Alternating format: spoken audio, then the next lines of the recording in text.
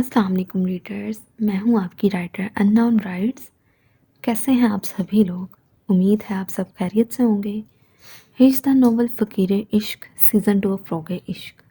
Let start the episode number 29 part number 2۔ Episode start کرنے سے پہلے وہی ایک چھوٹی سی ریکویسٹ کہ ایپیسوڈ کو لائک لازمی کیا کریں، اس کے علاوہ سبسکرائب بھی کیا کریں اور کمنٹ کرنا تو مت بھولا کریں۔ اس طرح یہ ہے کہ مجھے آئیڈیا ہوتا رہتا ہے کہ میرے ریڈرز کو کیا پسند آ رہا ہے، کون سا کپل پسند آ رہا ہے، لائک کیسا وہ چاہ رہے ہیں یا میرا کام ان کو کیسا لگ رہا ہے۔ مطلب میں موٹیویٹ ہو جاتی ہوں اچھا لکھنے کے لیے۔ سو کمنٹ لازمی کیا کریں اور سبسکرائب بھی کر دیا کریں، ایک بٹن دبانے سے کچھ نہیں ہوتا۔ اسٹارٹ کرتے ہیں آج کے ایپیسوڈ کا پارٹ 2۔ ماما بس ایک بات تو بتائیں۔ ظاہرہ کے بولنے پر عالیہ بیگم نے ٹی وی سے نظریں ہٹا کر اس کی جانب سوالیہ نظروں سے دیکھا، جو عالیہ بیگم کے ساتھ ہی بیٹھی ان کا موبائل پکڑے فری فائر کھیلنے میں مصروف تھی۔ اب اتنی ڈیسنٹ ہیں، آپ کا بیٹا کس پر چلا گیا ہے؟ مطلب وہ اتنے کوئی سڑیل قسم کے انسان ہے نا، میں آپ کو بتا نہیں سکتی۔ مانا ٹھیک ہے، انسان کی آنکھیں بہت خوبصورت ہیں، تو کیا آپ 24 گھنٹے ان کو کھول کر ہی اگلے بندے کا سانس خشک کیے رکھو؟ ظاہرہ کے منہ بنا کر بولنے پر عالیہ بیگم کا کہا بے ساختہ تھا۔ آپ ہنس رہی ہیں؟ ظاہرہ نے ایک بار پھر کیوٹ سا منہ بنایا۔ مجھے معلوم نہیں تھا میری بہو کو میرے بیٹے سے اتنی شکایتیں ہوں گی، عالیہ بیگم مسکراتے ہوئے بولی۔ تھوڑی دیر بعد ظاہرہ ضرور ایسی کوئی بات کرتی تھی کہ وہ اپنا کہا نہیں روک پاتی تھی، یا پھر اس کی باتیں عالیہ بیگم کو مسکرانے پر مجبور ضرور کر دیتی تھیں۔ ہاں تو اب پتہ چل گیا ہے نا، اب آپ نے میرے سرتاج جی کے اچھے والے کان کھینچنے ہیں، وعدہ کریں۔ ظاہرہ جھٹ اپنا مومی ہاتھ عالیہ بیگم کے سامنے پھیلائے بولی۔ وہ تو میں نے لازمی کھینچنے ہیں، تم ٹینشن نہ لو۔ عالیہ بیگم نے مسکراہٹ ضبط کیے ظاہرہ کے گال تھپ تھپائے۔ سعد نے فلیٹ کی چابی نکالتے لوک کھولا اور مصروف سا اندر داخل ہوا۔ دروازہ بند ہونے کی آواز پر وہ دونوں ساس بہو دروازے کی جانب متوجہ ہوئیں۔ سعد کوٹ ایک ہاتھ سے اپنے کندھے پر لٹکائے مصروف سا دروازہ بند کر رہا تھا۔ ٹائی کی نوٹ ڈھیلی تھی، بال سارے بکھرے ہوئے تھے، گریبان کے اوپری بٹن کھلے ہوئے تھے۔ اب وہ دروازہ بند کر کے پلٹا۔ جب اس کی نظر سامنے پڑی، سعد ہمدانی کو 440 وولٹ کا کرنٹ چھو کر گزرا۔ ماما آپ؟ سعد حیرانی سے آنکھیں کھولے استفار کرنے لگا۔ ظاہرہ نے اس کے ری ایکشن پر مسکراہٹ دبائی۔ عالیہ بیگم نے ایک سنجیدہ سی نگاہ اپنے سپورٹ پر ڈالی، پھر ٹی وی کا ریموٹ سائڈ پر رکھتی کھڑی ہوئی۔ ان کے تاثرات دیکھ سعد جان چکا تھا وہ بے حد غصے میں ہے۔ تم سے یہ امید نہیں تھی سعد، عالیہ بیگم نے اسپاٹ لہجے میں کہا۔ سعد نے خونخوار سی نظر ظاہرہ پر ڈالی جو شریر نگاہوں سے سعد کو ہی دیکھ رہی تھی۔ نہ جانے اس لڑکی نے عالیہ بیگم کو کیا کیا بتایا ہوگا جو وہ سعد سے اتنی ناراض نظر آ رہی تھی۔ ماما آئی ول ایکسپلین، سعد مدھم آواز میں ادب سے گویا ہوا۔ کیا ایکسپلین؟ ایک لڑکی کو کڈنیپ کر کے تم نکاح کر چکے ہو، اب ایکسپلین کرنے والا کیا رہتا ہے؟ کیا میری اتنی ویلیو بھی نہیں ہے کہ تم مجھے بتانا گوارا کرو؟ عالیہ بیگم کی دھاڑ پورے فلیٹ میں گونجی۔ سعد نے ایک نظر عالیہ بیگم کے پیچھے کھڑی ظاہرہ کو دیکھا، جو سعد کے دیکھنے پر دونوں ہاتھ اوپر کرتی ڈانس بھنگڑا سٹائل میں کرتی اسے زبان چڑھا رہی تھی۔ سعد نے بھسم کر دینے والی نگاہوں سے اسے دیکھتے دانت پیسے، گویا اپنے دانتوں میں ظاہرہ سعد ہمدانی کو پیس رہا ہو۔ بچی کو کیوں ایسے گھور رہے ہو؟ میری طرف دیکھ کر بات کرو۔ عالیہ بیگم اسے ظاہرہ کی جانب غصے سے دیکھتے سخت آواز میں گویا ہوئی۔ ماما؟ کیا ماما؟ ہاں نکاح تو نکاح، تم جو بچی پر ظلم کرتے رہے ہو وہ کیا ہے؟ کیا میں نے تمہاری یہ تربیت کی ہے؟ ساری رات تم اسے بالکنی میں بند کرتے رہے ہو، کس نے حق دیا تمہیں یہ سب کرنے کا؟ عالیہ بیگم تو سعد کی کوئی بات سننے کی روادار ہی نہیں لگ رہی تھی۔ جیسے ہی سعد کچھ بولنا چاہتا، عالیہ بیگم پہلے ہی شروع ہو جاتی۔ پیچھے سعد کی شکل دیکھ ظاہرہ کو اپنا قہقہا ضبط کرنا دنیا کا انتہائی مشکل کام لگ رہا تھا۔ تم نے ماما سے کیا بکواس کی ہے؟ کون سے ظلم کے پہاڑ ڈھائے ہیں میں نے تم پر؟ سعد غصے سے آؤٹ آف کنٹرول ہوتا ظاہرہ کی جانب لپکا تھا، جب عالیہ بیگم فوراً ظاہرہ کو اپنی آغوش میں چھپا گئیں۔ خبردار، جب تم نے میری بیٹی کو کچھ کہا ہاتھ توڑ دوں گی میں تمہارے۔ عالیہ بیگم کے دھاڑنے پر ظاہرہ کے آنسو ٹپکنے لگے۔ اس کو روتے دیکھ عالیہ بیگم نے اس کا سر سہلایا۔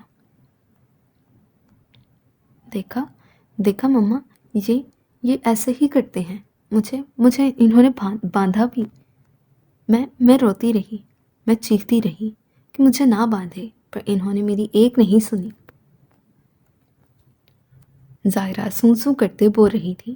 عالیہ بیگم کے تاثرات خطرناک ہوتے چلے جا رہے تھے، جبکہ سعد کی آنکھیں جو پہلے ظاہرہ کا عالیہ بیگم کو ماما کہنے پر کھلی تھیں، اب ظاہرہ کی بات پر پھٹنے والی ہو چکی تھیں۔ مما، ساری رات انہوں نے مجھے باندھے رکھا، یقین کریں صبح جب کھولا تو میرے ہاتھ اور پاؤں میں اتنا درد ہوا۔ ظاہرہ اپنا کارنامہ سعد پر ڈالے ایک بار پھر عالیہ بیگم کے سینے میں سر دیے زور و شور سے رونے میں مصروف ہوئی۔ ماما یہ سب جھوٹ ہے، میرا یقین کریں، یہ ایک نمبر کی ڈرامے باز ہے، سعد سرخ چہرے سے گویا ہوا۔ ظاہرہ نے مصنوعی آنسوں سے لبریز شرارت سے چمکتی آنکھیں اٹھا کر سعد کی جانب دیکھا، پر سعد کو اپنی جانب غصے سے تکتا پا کر وہ ایک بار پھر عالیہ بیگم کے سینے میں منہ دے گئی۔ بکواس نہیں کرو میرے سامنے، بچی کیا جھوٹ بول رہی ہے؟ تم نے اتنی گری ہوئی حرکت کی ہے تبھی تو وہ کہہ رہی ہے۔ عالیہ بیگم کا غصہ ختم ہونے کو نہیں آ رہا تھا۔ چلو ظاہرہ، تم یہاں نہیں رہو گئی، چلو میرے ساتھ۔ عالیہ بیگم نے ظاہرہ کو اپنے ساتھ لگائے ہی آگے بڑھنے لگیں، پر ماما، سعد نے کچھ کہنا چاہا۔ کوئی فضول گوئی نہیں، اپنی بہو کو میں اپنے ساتھ لے کر جا رہی ہوں، اور خبردار جو تم اگلے ایک ہفتے تک اپنی یہ شکل لے کر میرے سامنے آئے، ورنہ جوتیوں سے تمہاری ایسی توازہ کروں گی کہ بچپن کی کسر بھی ابھی نکل جائے گی۔ عالیہ بیگم انگلی اٹھائے وان کرتی ظاہرہ کو لیے فلیٹ کے مین دروازے کی جانب بڑھنے لگی۔ عالیہ بیگم اب ڈور کا لاک کھول رہی تھی۔ ظاہرہ نے عالیہ بیگم کے شانے سے ہلکا سا سر نکال کر پیچھے سعد کو دیکھا۔ سعد کا دھواں دھواں ہوتا چہرہ دیکھ ظاہرہ نے نچلا لب اپنے دانتوں تلے دبایا، پھر اگلے ہی لمحے وہ سعد کی جانب دیکھتے ایک آنکھ ونک کر گئی۔ سعد نے مٹھیاں بھینچیں۔ ظاہرہ اس کی حالت انجوائے کرتی ایک شرارتی مسکراہٹ سے مسکراتی ایک بار پھر عالیہ بیگم کے ساتھ لگتی فلیٹ سے باہر نکلتی چلی گئی۔ پیچھے سعد نے غصے سے اپنا کوٹ صوفے پر پٹکا۔ اگلے ہی لمحے وہ صوفے پر گرنے والے انداز میں بیٹھا اپنا سر تھام گیا۔ کیسے اس چالاک ٹڈی نے اس کی ماں کو اپنی سائڈ پر کر لیا تھا۔ سعد کا وجود ایک بار پھر شعلوں کی لپیٹ میں آ چکا تھا۔ ماما کو سب کچھ بتا کر، ماما کو ہمارے معاملے میں انوالو کر کے تم نے اچھا نہیں کیا ظاہرہ۔ میرے ڈیڈ کو تو پہلے ہی تمہارا باپ مجھ سے چھین چکا تھا۔ اس بھری دنیا میں میرا واحد رشتہ بھی اگر تمہاری وجہ سے مجھ سے دور ہوا تو میں تمہیں اس قدر اذیت دوں گا کہ تم مرنے کو تڑپو گی، لیکن سعد ہمدانی تمہیں مرنے نہیں دے گا، آنسو تمہارے مقدر بناؤں گا۔ سعد غصے سے عہد باندھنے لگا، یہ جانے بغیر کہ تقدیر تدبیر پر بھاری ہوتی ہے۔ یہ تو وقت نہیں بتانا تھا آنسو نے کس کا مقدر بننا تھا۔ سعد کے ظلم سہتے ہوئے اس پھولوں جیسی نازک لڑکی، عشق کے رنگوں سے رنگی ہوئی لڑکی نے اس سے بہت دور، اتنا دور تو نہیں چلے جانا تھا کہ جہاں سے سعد ہمدانی اسے کبھی واپس لانے سے قاصر رہتا۔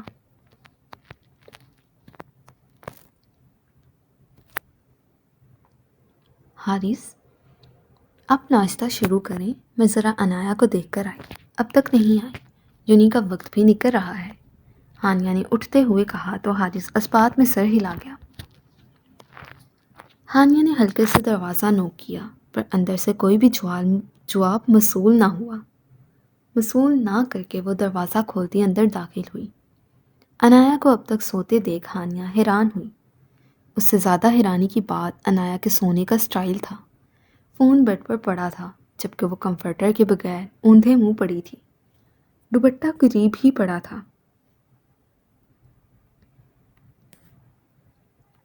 انایا، مما کی جان ابھی تک سو رہی ہو؟ ہانیہ اس کے قریب جاتے ہوئے اونچی آواز سے بولی۔ کیا آج میری بیٹی نے یونی نہیں جانا؟ ہانیہ انایا کے چہرے سے بال پیچھے کرتے بولی، پر انایا ہنوز بے سود پڑی تھی۔ ہانیہ کو تشویش لاحق ہوئی۔ انایا، ہانیہ نے انایا کے گلابی گال پر ہاتھ رکھ کر اس کا گال تھپ تھپاتے اسے اٹھانا چاہا۔ انایا، ہانیہ نے پریشانی سے اس کے گال تھپ تھپائے۔ حارث، حارث۔ ہانیہ پریشانی سے حارث کو آوازیں دینے لگی۔ وہ جو ناشتہ کر رہا تھا ہانیہ کی پریشان آواز سن کر پریشان ہوتا کھڑا ہوا اور انایا کے کمرے کی جانب بھاگا۔ کیا ہوا ہے؟ حارث ہانیہ کو دیکھتے ہوئے گویا ہوا، جو انایا کو سیدھا کرتے اس کے چہرے پر پانی کے چھینٹے مار رہی تھی۔ یہ اٹھ نہیں رہی۔ حارث یہ اٹھ نہیں رہی۔ ہانیہ روتے ہوئے گویا ہوئی۔ حارث سرد سے آگے بڑھتا انایا کے گال تھپ تپانے کے بعد اس کی نبض ٹٹولنے لگا، جو بہت ہلکی چل رہی تھی۔ ہاسپٹل لے کر جانا ہوگا، ڈاکٹر آنے میں پتہ نہیں کتنا ٹائم لے گا۔ حارث کے بولنے پر ہانیہ اس بات میں سر ہلاتی باہر کی جانب بڑھتی، ڈرائیور کو گاڑی نکالنے کا کہنے لگی۔ کچھ ہی منٹ بعد وہ ہاسپٹل میں موجود تھے۔ گارڈز کی ایک بھاری نفری حارث خان کے ساتھ تھی۔ حارث پریشان سا سر جھکائے بنچ پر روتی ہوئی ہانیہ کو اپنے حصار میں لیے بیٹھا تھا۔ ارد گرد ہر جگہ رائفلیں تھامے گارڈز کھڑے تھے۔ انایا کا ٹریٹمنٹ جاری تھا۔ حارث، میری بچی، آپ نے دیکھا تھا نا، وہ رات کو بالکل ٹھیک تھی، ہانیہ سے سکتے ہوئے بولی۔ وہ تو جب حازم کی خودکشی کرنے والے منظر کو یاد کرتی تھی تو کانپ اٹھتی تھی۔ اب تو اس کی نازک سی بیٹی ہاسپٹل میں موجود تھی۔ وہ حارث کے ساتھ لگی ہچکیاں بھرتی بری طرح سسک رہی تھی۔ کچھ نہیں ہوا، انایا ٹھیک ہے، رو نہیں۔ حارث نے اس کا چہرہ اوپر کرتے اس کے آنسو صاف کیے۔ ہانیہ نے بے بس سی نگاہ حارث پر ڈالی۔ ابھی وہ کچھ کہتا جب نرس باہر آئی۔ وہ دونوں یکدم کھڑے ہوئے۔ نرس نے انہیں تسلی بخش جواب دیا۔ جب حارث نرس کے روکنے کے باوجود ہانیہ کا ہاتھ پکڑے اندر داخل ہوا، ڈاکٹر انایا کے مومی ہاتھ میں ڈرپ کی سرنج انجیکٹ کر رہا تھا۔ کسی بات کا انہوں نے بہت زیادہ سٹریس لیا ہے، but now she is fine. But اگر آپ ذرا سی بھی دیر کرتے تو نروس بریک ڈاؤن بھی ہو سکتا تھا، ڈاکٹر حارث کی جانب دیکھ کر بولا۔ ہانیہ آگے بڑھتی بے سود پڑی، انایا کی پیشانی پر اپنے ٹھنڈے پڑتے لب رکھے اس کے قریب ہی ٹکی۔ پلیز ان کو سٹریس سے دور رکھیں، ڈاکٹر ایک بار پھر بولا۔ لیکن ایسی تو کوئی بات نہیں ہے، رات تک یہ بالکل ٹھیک تھی۔ ہانیہ انایا کا ہاتھ اپنے لبوں سے لگاتی گویا ہوئی۔ کچھ دیر تک انہیں ہوش آ جائے گا، ان سے پوچھیں جو بھی پرابلم ہے سورٹ آؤٹ کریں، ورنہ اس سٹریس کی وجہ سے ان کو کبھی بھی نروس بریک ڈاؤن ہو سکتا ہے۔ ڈاکٹر پروفیشنل انداز میں کہتا باہر نکل گیا۔ ہانیہ نے پریشانی سے حارث کی جانب دیکھا۔ حارث نے اسے ریلیکس رہنے کا اشارہ کیا اور خود باہر بڑھ گیا۔ ہانیہ نے متفکر نگاہوں سے انایا کو تکتے اس کے چاکلیٹی براؤن بالوں میں انگلیاں چلانا شروع کی۔ اس نے مندی آنکھیں کھولی۔ چند سیکنڈز تو وہ ارد گرد دیکھنے لگی۔ وہ اپنے روم میں نہیں تھی۔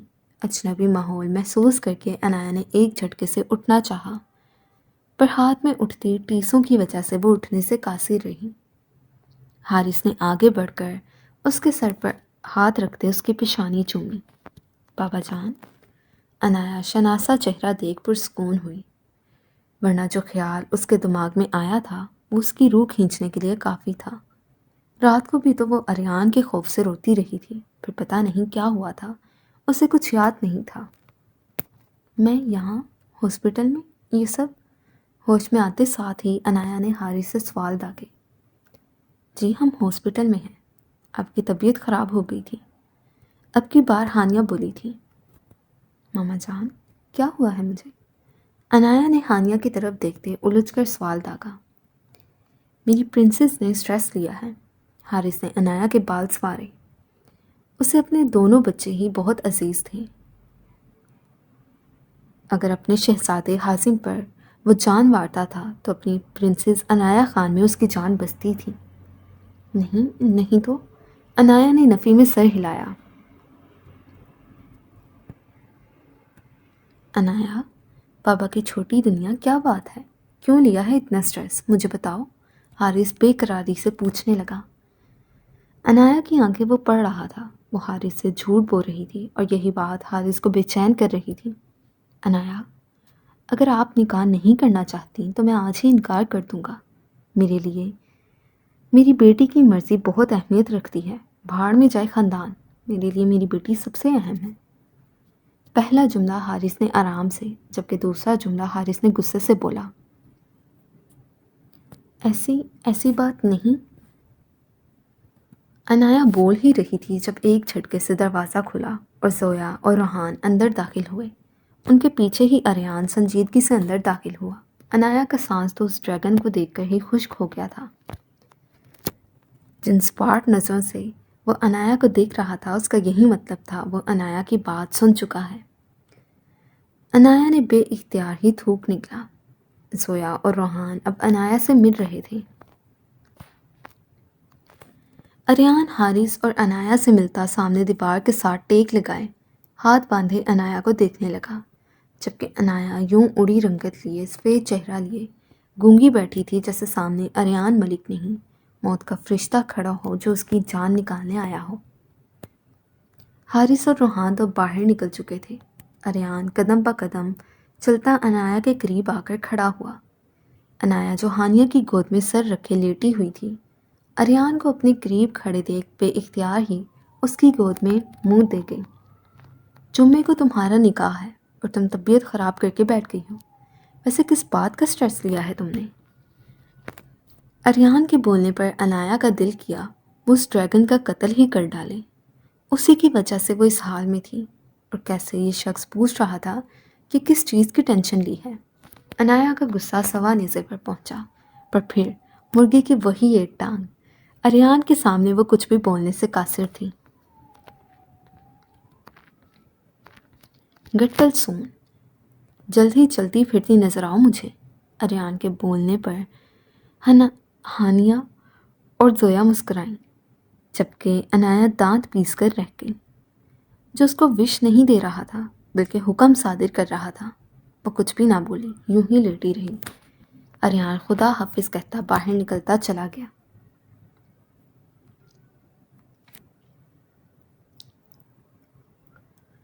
اس نے کمرے کا دروازہ کھولا۔ کمرے میں ڈم لائٹ پھیلی تھی۔ وہ بیڈ پر کمفرٹر میں نہ جانے جاگ رہی تھی یا سو رہی تھی۔ وہ کمرے میں داخل ہوا اور کمرہ لوک کر گیا۔ ہاتھ بڑھا کر اس نے سوئچ بورڈ پر چلتی باہر ڈم لائٹ کو بھی بجھا دیا۔ اب وہ ہولے ہولے قدم لیتا بیڈ تک پہنچا۔ ماسک اتار کر اس نے ایک جھٹکے سے بیڈ پر پھینکا۔ اگلے ہی لمحے وہ اس پر سایہ فگن ہوا تھا۔ ارسلہ جو کچی نیند میں تھی، اپنے اوپر یکدم کسی کو حاوی ہوتے دیکھ وہ بری طرح پھڑ پھڑا کر رہ گئی۔ اس سے پہلے ارسلہ کچھ بولتی، اس کی سانسوں پر حملہ آور ہوتا، شدت سے اپنا جنون اس پر لٹانے لگا۔ اس کے انداز میں اس قدر شدت تھی کہ ارسلہ بن پانی کی مچھلی کی طرح تڑپنے لگی۔ ارسلہ کو بے جان محسوس کرتے وہ اس کی جان بخشی کیے اس سے پیچھے ہوا۔ ارسلہ بری طرح کھانس رہی تھی۔ کمرے میں چھائے گہرے اندھیرے میں وہ دیکھنے سے قاصر تھی، پر پھر بھی ارادے سے اس نے اپنے ناخن مقابل کے چہرے پر مارنے چاہے۔ اس کا ہاتھ اپنے چہرے پر محسوس کیے وہ گہرا مسکرایا۔ اس سے پہلے ارسلہ اس کا چہرہ ناخنوں سے نوچتی، اس کے ہاتھ اپنے مضبوط ہاتھوں میں لے گیا۔ اب اس کا ہاتھ پکڑے اپنی پیشانی پر رکھ گیا۔ ارسلہ کے ہاتھ وہ اپنے ہاتھ کے ذریعے موو کروا رہا تھا، پیشانی سے آنکھیں، ناک، پھر لب۔ وہ ارسلہ کا ہاتھ روک گیا۔ ارسلہ اب اس کے ہاتھ سے اپنا ہاتھ چھڑوانے کی مزاحمت کرنے لگی، جب مقابل نے اس کی انگلی پکڑ کر دانتوں میں دبائی۔ اس کے انداز پر ارسلہ کے وجود میں سنسنی دوڑ گئی۔ اس کے عمل میں ہوس نہ تھی، پھر کیا تھا جو ارسلہ سمجھنے سے قاصر تھی؟ اب وہ ارسلہ کا ہاتھ پکڑے اس کے ہاتھ سے اپنے گال سے ہلا رہا تھا۔ بیئرڈ کی چبھن ارسلہ کو بخوبی محسوس ہو رہی تھی۔ اس کا چہرہ دیکھنا چاہتی تھی، پر کمرے میں گہرا اندھیرا تھا۔ چھوڑو، کیوں آئے ہو؟ ارسلہ کی زبان لڑکھڑا گئی تھی، جو مقابل کو شدید زہر لگی تھی۔ تمہیں نوچنے آیا ہوں، اور اب تو تمہیں نوچنے کا پرمٹ بھی ہے، اور میں ایسی خوبصورت آفرز ٹھکرایا نہیں کرتا۔ مقابل اس کے ہاتھ چومے گویا ہوا۔ میں تمہارا منہ نوچ لوں گی۔ ارسلہ دوبارہ اپنی ٹون میں واپس آئی۔ مقابل مسکرایا، تیر نشانے پر لگا تھا۔ وہ ایک جھٹکے سے ارسلہ کی گردن پر جھکا اور عین اس مقام پر شدت سے اپنا لمس چھوڑا جہاں سگریٹ کا نشان موجود تھا۔ ارسلہ نے اپنی آنکھیں میچھی، کیونکہ مقابل کی گرفت سے وہ خود کو چھڑانے میں ناکام رہی تھی۔ اس نے ارسلہ کی نازک کمر میں ہاتھ ڈالے، احتیاط سے اس کا رخ بدلا۔ اب اس کی نازک مگر زخمی کمر پر اس کے ایک ایک زخم پر اپنے لمس کی مرہم رکھنے لگا۔ پلیز نہیں کرو۔ ارسلہ بری طرح سسک اٹھی۔ اگر کوئی اسے نوچ رہا ہوتا تو کبھی بھی نہ روتی، پر یہ پیار بھرا ہوس سے پاک دہکتا ہوا لمس ارسلہ کو جلا کر خاکستر کر رہا تھا۔ خدارا نہیں کرو، ارسلہ بری طرح ہچکیاں بھرتے ہوئے بولی۔ اس نے اپنا چہرہ اوپر کیا۔ نہیں جانتی میں کہ تم کون ہو، پر میرا وجود نہ تو ایسے پیار بھرے لمس کا عادی ہے، نہ ہی مرہم رکھنے والے لمس کے قابل ہے۔ ارسلہ بری طرح سے سکتے ہوئے بولی۔ وہ کس کرب سے یہ بول رہی تھی، مقابل اچھے سے جان گیا تھا۔ اچھا، مقابل نے اچھا کو خاصا لمبا کیا تھا۔